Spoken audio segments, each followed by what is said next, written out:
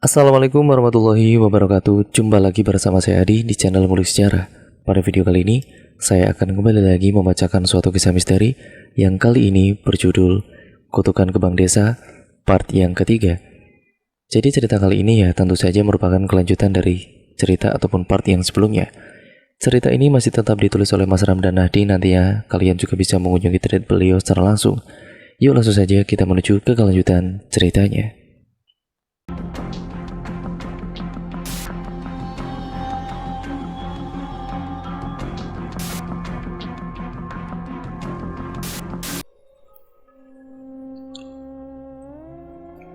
Kemudian terdengar suara jendela dipukul keras. Dia marah, Abah? Apa dia pakai baju merah? Aku sungguh khawatir kalau sosok di balik jendela itu Rahmi. Khalid kemudian menggelengkan kepala. Seketika itu nafasku kemudian langsung lega. Terus, pakai baju apa? Tanyaku lagi. Putih. Apa dia masih di sana? Khalid kembali menggelengkan kepala. Udah pergi. Khalid kemudian menengok ke arah jendela dan tersenyum. Ibu-ibunya udah masuk, Abah. Seketika bulu kutuku merinding, terutama di bagian pundak kanan. Sekarang dia lagi ngapain? Aku langsung kemudian mulai penasaran. Lagi duduk di kursi. Khalid menatap kursi di pojok ruangan dekat jendela.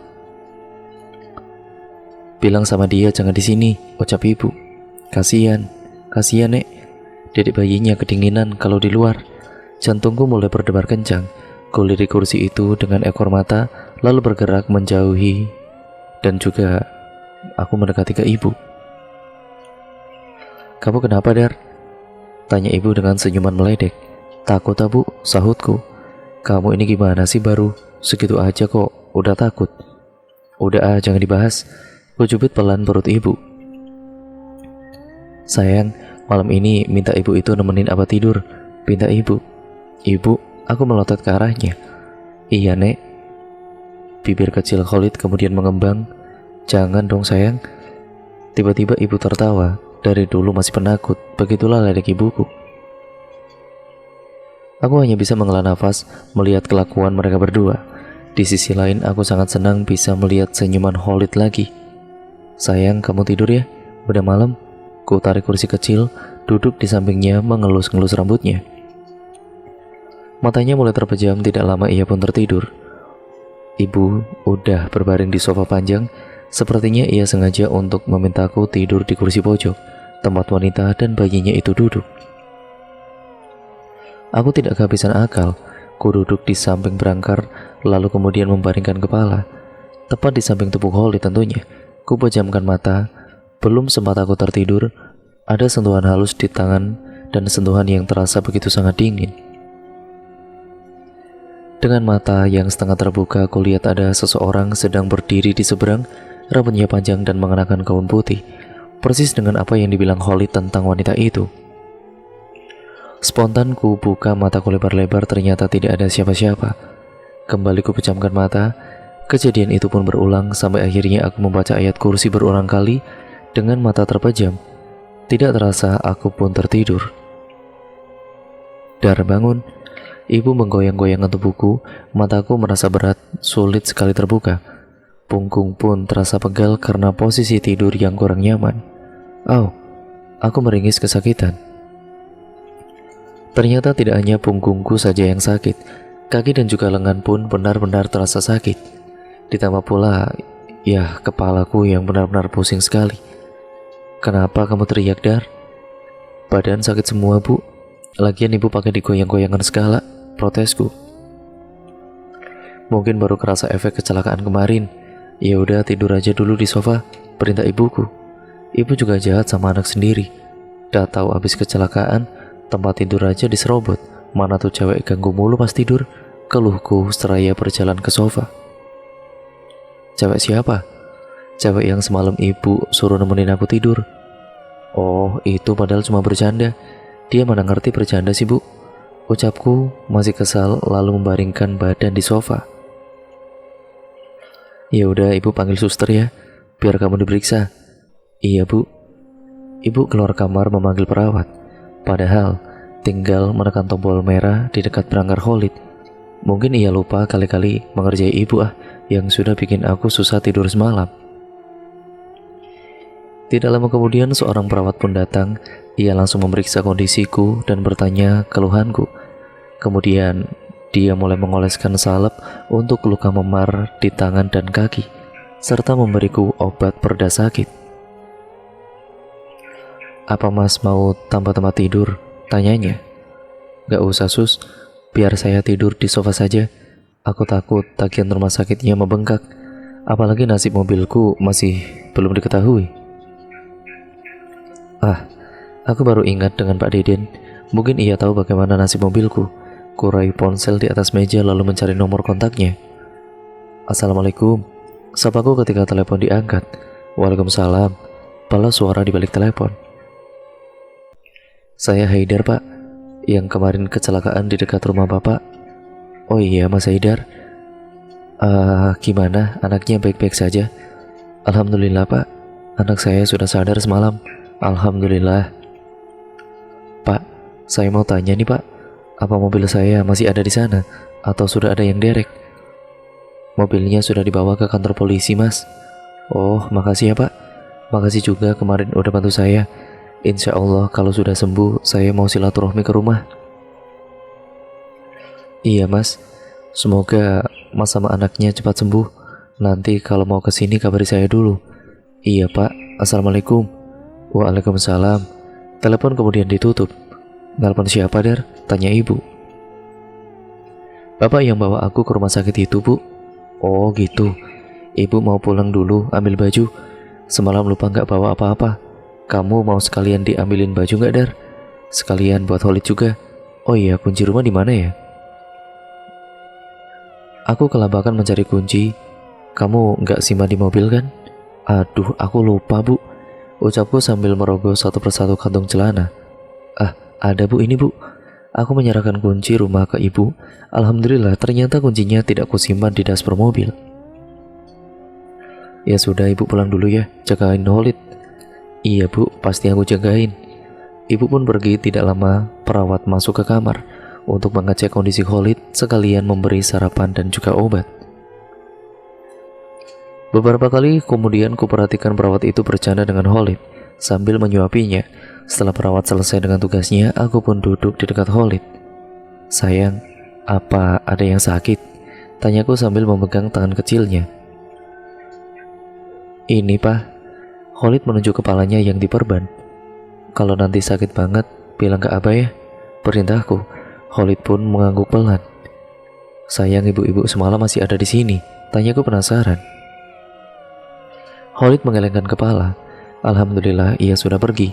Berarti malam ini aku bisa tidur dengan tenang. "Abah." "Iya, ada yang datang." Seketika itu juga jantungku berdebar kencang. Apa wanita yang semalam datang lagi? "Ibu-ibu semalam?" "Bukan, teman Holid." "Hah, siapa nak?" "Itu." Holid menunjuk pintu. Tidak ada siapa-siapa di sana. Aku hanya bisa menghela nafas. Siapa lagi yang ada di sana? "Bilang ke temannya, Holid lagi sakit, gak boleh main." "Iya bah." Ku elus-elus rambutnya dan, "Sayang, kalau ada wanita atau monster jelek suruh pergi aja." Aku khawatir sikapnya yang terlalu menerima kehadiran makhluk tidak kasat mata ini bisa menjadi bumerang, mengingat Rahmi masih mengincarnya. "Iya bah." Perlahan matanya terpejam. Sentuhan lembutku itu berhasil menidurkannya kembali. Kini rasa kantuk mulai menyerangku. Ku duduk di sofa, lalu memberikan tubuh memejamkan mata dan kemudian tidur. Dalam tidur aku bermimpi, sebuah mimpi yang sangat aneh. Aku sedang berdiri di kamar perawatan yang kosong, ingin melangkahkan kaki tapi tidak bisa. Pintu pun terbuka, kemudian ada cahaya lampu yang menyilaukan menyorot mata. Seketika itu juga aku pun terbangun. Dalam keadaan setengah sadar, aku menoleh ke tempat Holid tidur. Kosong, hanya ada selang infus yang menjuntai. Kemana anakku pergi? Apa mungkin dibawa perawat? Panik kemudian aku bangun dan berlari ke dekat belangkar, menekan tombol merah berulang kali, lalu menunggu kedatangan perawat di luar ruangan. Dari kejauhan seorang perawat sedang berlari mendekat ke arahku. "Apa ada yang bisa saya bantu?" tanyanya dengan nafas tersengal. "Apa anak saya sedang dibawa untuk pemeriksaan?" Kayaknya hari ini nggak ada jadwal pemeriksaan mas, balasnya. Terus anak saya pergi kemana? Aku makin bingung, perawat itu pun kaget ketika melihat ke dalam ruangan. Khalid tidak ada di sana. Apa rumah sakit ini ada CCTV? Nggak ada mas. Aku semakin bertambah panik. Kemana perginya Khalid? Apa ada orang yang diam-diam masuk dan membawanya pergi, atau ini semua ulah Rahmi? Rasanya aneh, apalagi ini masih siang. Khalid, Khalid, teriakku sambil berjalan di sela-sela rumah sakit. Beberapa perawat pun berdatangan, bertanya apa yang sebenarnya terjadi. Mereka pun kemudian berpencar mencari keberadaan Khalid. Aku terus menyusuri sudut-sudut rumah sakit ini, ditemani seorang perawat bertanya ke beberapa pekerja di rumah sakit. Hasilnya benar-benar nihil. Mereka tidak melihat seorang anak kecil berjalan sendirian. Lalu kemana perginya Khalid? Sudah nyaris 1 jam aku berkeliling rumah sakit, menanyakan hampir ke seluruh pegawai di sana. Namun jawabannya masih sama. Tidak ada yang melihat Khalid, dan lantas bagaimana mungkin anak kecil yang kemarin masih tergolek lemas bisa pergi jauh? Di tengah kepanikan yang melanda, ibu datang ke rumah sakit. Ngapain di sini, Dar? Tanyanya saat melihatku berdiri di dekat pintu depan rumah sakit. Aku tidak menjawab pertanyaannya. Khalid nggak kenapa-napa kan? Tanyanya lagi. Dari raut wajahku sepertinya ibu sudah tahu kalau ada yang tidak beres. Dar, jawab Dar. Ibunya dengan suara meninggi. Aku duduk di kursi seraya menghela nafas. Khalid hilang bu, balasku. Hilang gimana maksud kamu? Khalid tidak ada di kamar bu. Gimana sih? Ibu masih tidak ngerti, bukannya kamu ada di kamar juga? Kok bisa nggak tahu Khalid pergi? Haidar tidur bu, pas bangun Khalid udah nggak ada. Kemana? Haidar tidak tahu bu. Ya dari tadi nyari keliling rumah sakit nggak ada yang lihat. Masa dari sekian banyak orang di sini nggak ada yang lihat sih? Kan anak kecil nggak mungkin pergi jauh. Apa mungkin dia di bawah Rahmi? Jangan ngomong sembarangan Dar. Berdoa aja, ini bukan ulah dia. Aku baru ingat, sebelum tidur, Khalid ini sempat bilang kalau ada temannya yang datang. Siapa? Haidar ya tidak tahu bu. Ya terlihat seorang perawat berlari ke arahku. Mas, ketemu mas, ucapnya dengan nafas tersengal. Alhamdulillah, balasku benar-benar dengan menangis. Ada di mana sus? Ibuku. Ada di... Mending mas lihat sendiri aja. Perawat itu kemudian berjalan ke suatu tempat, sementara aku dan juga ibuku mengikutinya dari belakang.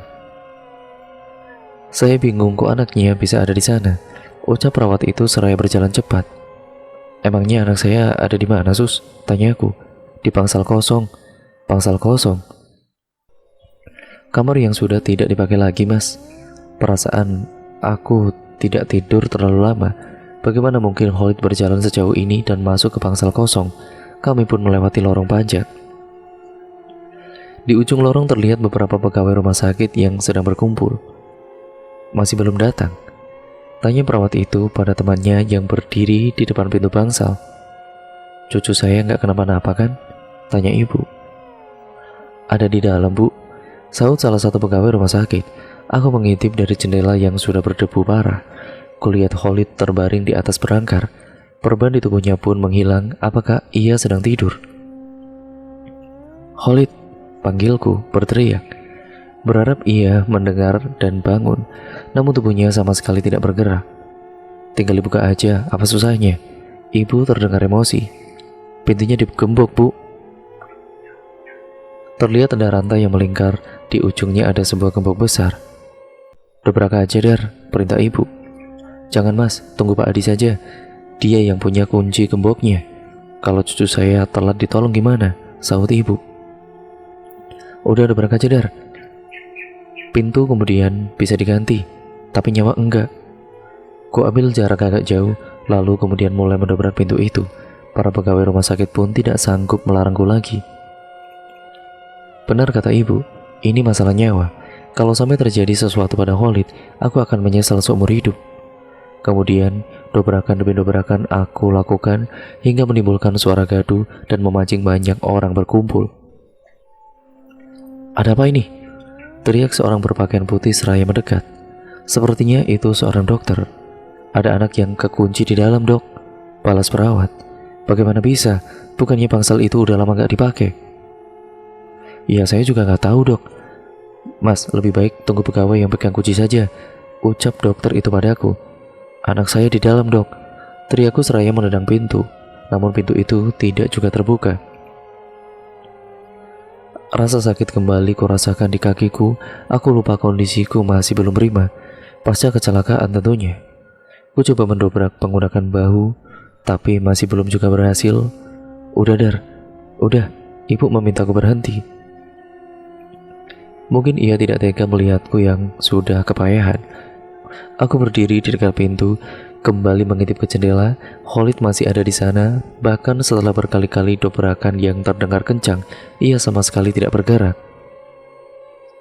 "Khalid, Khalid, nak!" teriakku. Kaki ini terasa semakin sakit, sepertinya efek adrenalinnya sudah berkurang. Spontanku kemudian mendudukkan diri di lantai. "Kamu gak kenapa-napa, Dar?" tanya ibu dengan khawatir. "Ini kakiku sakit banget, Bu," balasku. Dokter kemudian mendekatiku, memeriksa kondisi kaki. Ia menekan pelan beberapa bagian kakiku. "Di sini ya?" tanyanya sembari menekan lututku. "Iya, Dok," balasku sambil meringkis kesakitan. "Sus, tolong ambil kursi roda," perintah dokter itu. "Kakinya masih memar, Mas. Seharusnya jangan dipakai berlebihan dulu, takut semakin parah." "Mau gimana lagi, Dok? Anak saya ada di dalam."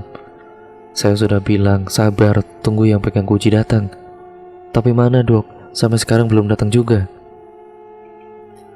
Tidak lama kemudian seorang pria parubaya berlari ke arah kami.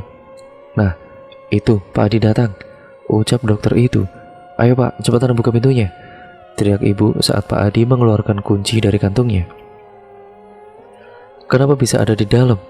Sebuah pertanyaan yang sama dilontarkan oleh Pak Adi, dan krek, kemudian gembok pun terbuka. Rantai pun sudah ditarik. Pak Adi kemudian membuka pintu lebar-lebar. Debu pun berterbangan keluar. Ku coba bangkit tapi dokter melarangnya. Dengan gegas ibu masuk ke dalam dan juga membawa Khalid keluar. Dokter memeriksa Khalid yang masih tidak sadarkan diri di pangkuan ibu. "Badannya dingin banget, Dok," ucap ibu dengan panik. "Nadinya lemah," timbal dokter, membuatku ikutan panik. Kemudian bergerak mendekati anakku. "Khalid, Khalid, nak," panggilku. "Bangun sayang, bangun." Kuusap keningnya, tidak terasa air mataku pun mengalir. Dokter mengangkat tubuh Khalid kemudian membawanya pergi diikuti ibu. Sementara aku masih duduk di lantai mencoba untuk berdiri, tapi tidak bisa. Kaki ini terasa sangat sakit. Tidak lama kemudian seorang perawat menghampiri sembari membawa kursi roda. Aku dibantunya naik ke kursi roda, kemudian dibawa ke arah lain. Bukan jalan yang tadi dokter dan ibu lewati. "Sus, saya mau dibawa kemana?" "Ke ruang pemeriksaan." "Ke ruang pemeriksaan?" balas perawat itu seraya mendorong kursi roda. "Jangan dulu, Sus, saya pengen tahu kondisi anak saya itu gimana," tolakku. "Ini sudah perintah dokter, Mas.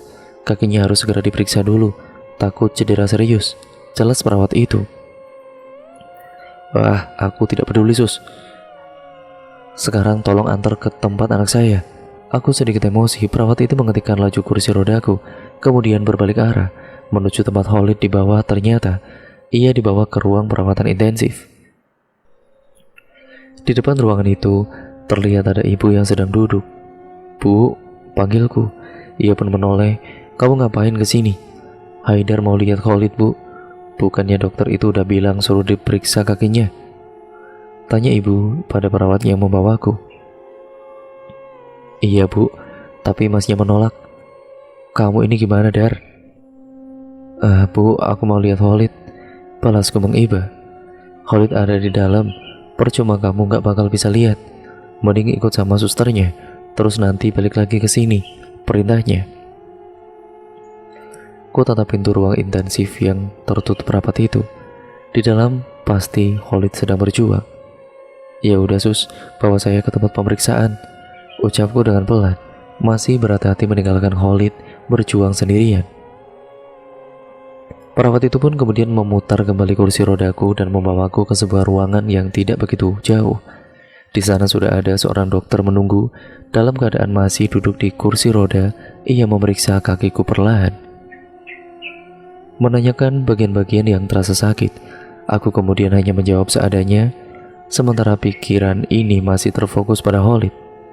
Apa waktu kecelakaan terjadi benturan kencang, Mas?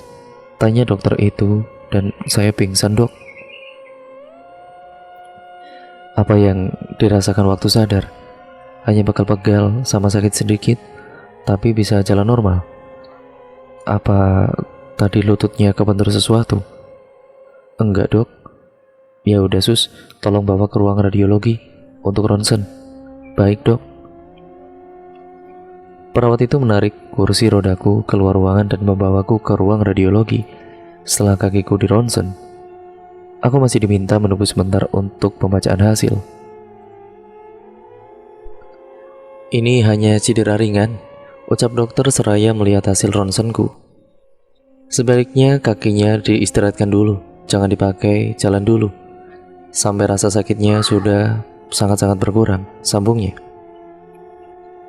Nanti kalau pulang ke rumah langsung kompres air dingin setiap 2 jam sekali buat mengurangi pembengkakan.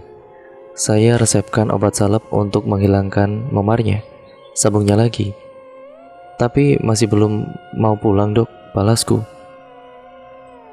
Ya kenapa? Dokter itu tampak bingung. Anak saya ada di ruang intensif. Dokter beranjak dari kursinya. Ia memerintahkan perawat membawaku ke ruang lain, sehingga ia bisa melakukan tindakan untuk mengurangi rasa sakit di lutut. Setelah melakukan tindakan, perawat membawaku ke ruang intensif. Ibu masih ada di sana, menunggu dengan wajah cemas. Gimana kakinya, Dar? Tanyanya saat ku mendekat. Cedera ringan, Bu. Tapi tadi udah dilakuin tindakan sama dokternya. Cuman masih belum boleh dipakai jalan, jelasku. Khalid gimana, Bu? Sambungku. Masih di dalam. Sus, biar saya sama ibu saja, ucapku pada perawat yang dari tadi menemani. Iya, Mas. Ia pun kemudian pergi. Makanya Dar, lain kali kalau sakit jangan dipaksa begitu, ucap ibu menceramahiku. Ibu kan yang minta Haidar menabrak pintunya, balasku. Pintu ruang intensif terbuka. Seorang dokter berjalan keluar. Gimana cucu saya, Dok? Tanya ibu seraya berdiri. Alhamdulillah, cucunya sudah sadar. Tadi suhu tubuhnya sempat turun drastis, sekarang sudah normal. Apa anak saya sudah sadar, Dok? Tanyaku, dan dokter itu mengembangkan senyum. Tidak lama, terlihat Khalid kemudian berjalan keluar. Sayang, panggilku. Namun ada perasaan sedih karena tidak bisa menghampirinya langsung pada kala itu. Ia berjalan ke arahku. Abah, ucapnya seraya memelukku. Kamu gak apa-apa? Tanyaku sambil menatap wajahnya. Enggak, Pak, gak apa-apa, balasnya dengan tersenyum. Gak ada yang sakit, Nak? Enggak. Aneh sekali sekaligus takjub. Padahal sebelumnya aku melihat tubuhnya terkulai lemas dan dingin. Kini ia terlihat biasa saja, seperti tidak terjadi apa-apa. Abah pulang, ajaknya. Iya sayang, sebentar lagi ya, balasku. Sebelum pulang ada yang mau saya bicarakan sama Mas, ucap dokter. Iya, Dok. Kulirik ibu. Ia sejak tadi diam saja sambil menatap heran ke arah Khalid. Mungkin apa yang ada dalam pikiran kami ia sama. Bagaimana bisa Khalid sembuh secepat ini?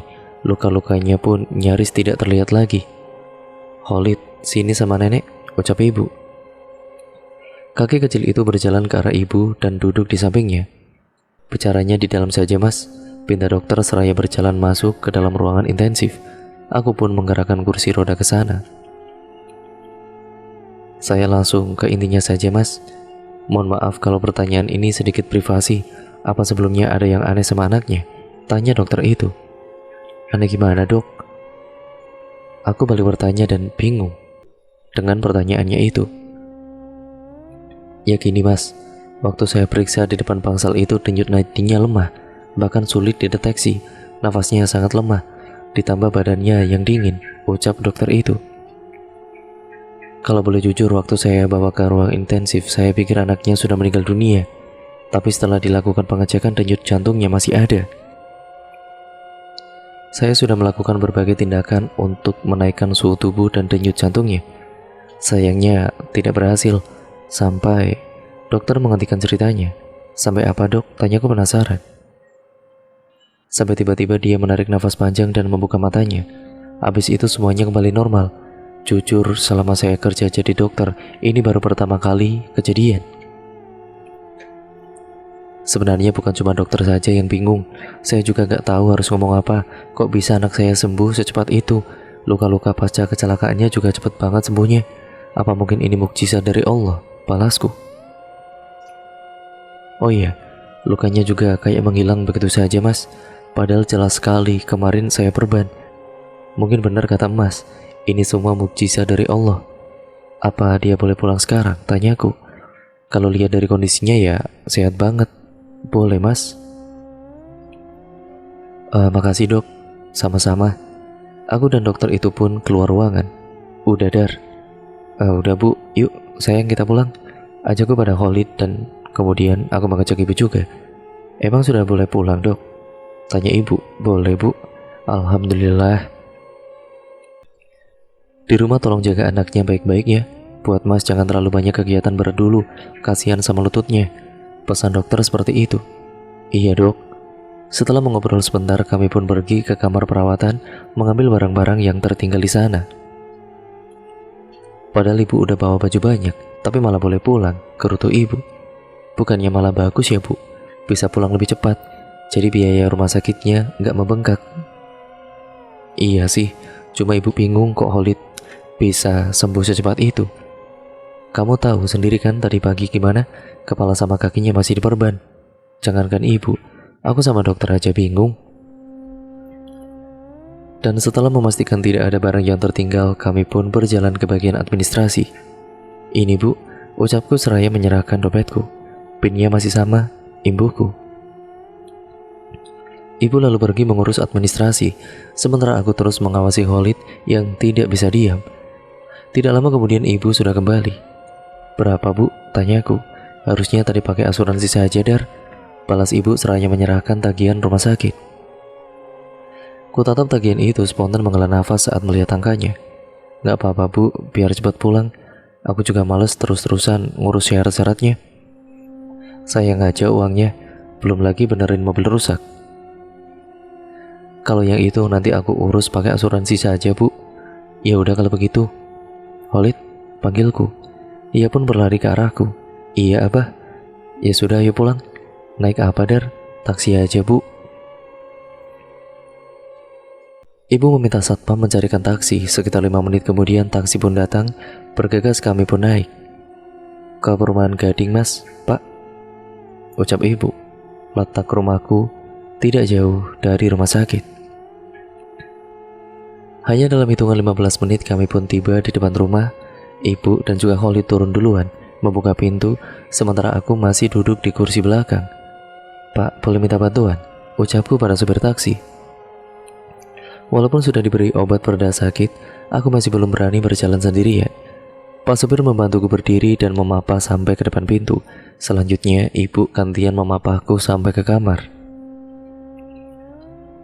Kalau perlu apa-apa teriak aja Dar, ucap ibu kemudian berjalan keluar kamar. Kurebahkan badan dan menyalakan pendingin ruangan, kemudian menarik selimut untuk tidur dan aku terbangun karena mendengar suara berisik di kamarku. Kubuka mataku, terlihat lampu duduk di meja bekerja itu bergerak dengan sendirinya dan dalam keadaan menyala. Siapa yang menyalakan lampu? Batinku. Ingin beranjak dari tempat tidur tapi tidak bisa, terpaksa aku manggil ibu. Bu, ibu, teriakku untuk kesekian kalinya. Namun ibu belum juga datang ke kamar. Ku ambil posisi duduk menggeser kaki perlahan saat menurunkan kaki ke lantai. Pintu kemudian terbuka. Kan udah dibilang sama dokter jangan dipakai jalan dulu, omel ibu sambil berdiri di dekat pintu. Habisnya dari tadi dipanggil gak datang. Ibu lagi masak di dapur, kamu malah berteriak-teriak. Ada apa sih? Itu bu. Aku menunjuk lampu duduk di meja kerja. Lampu? Iya, ibu tahu sendiri kan aku tidak bisa tidur kalau terang. Lagian kenapa dinyalain? Ibu berjalan ke arah meja kerja dan mematikan lampunya. Ya mana aku tahu. Pas baru tidur itu lampu berisik banget, gerak-gerak sendiri. Gerak sendiri? Oh, jangan-jangan di kamar kamu ada hantunya, Dar. Mulai deh ibu. Udah tahu anaknya lagi susah jalan, pakai ditakut-takutin juga. Ibu malah tertawa. Ya udah, kamu mau tidur lagi atau tidak? Enggak bu, kan tadi katanya ibu lagi masak. Aku jadi lapar nih, balasku dengan manja. Tunggu sebentar, nanti dibawain. Ibu kemudian pergi keluar kamar, sementara aku kembali berbaring di atas tempat tidur, menutup mata dan bunyi itu kembali terdengar. Spontan aku membuka mata, melihat lampu duduk yang kembali bergerak. Dan cerita pun akhirnya kembali berlanjut ke part yang selanjutnya ya teman-teman, yaitu part yang keempat.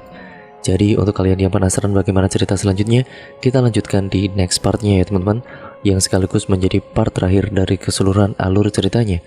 Terima kasih atas support kalian selama ini. Jangan lupa untuk kalian like, comment, dan share video kali ini, serta klik tombol subscribe untuk kalian yang belum subscribe, serta nyalakan tombol lonceng notifikasinya agar kalian tidak ketinggalan video terbaru selanjutnya dari channel ini. Sekian, terima kasih, kurang lebihnya mohon maaf, dan sampai berjumpa di video terbaru selanjutnya dan juga kelanjutan part ini ya teman-teman. Wassalamualaikum warahmatullahi wabarakatuh.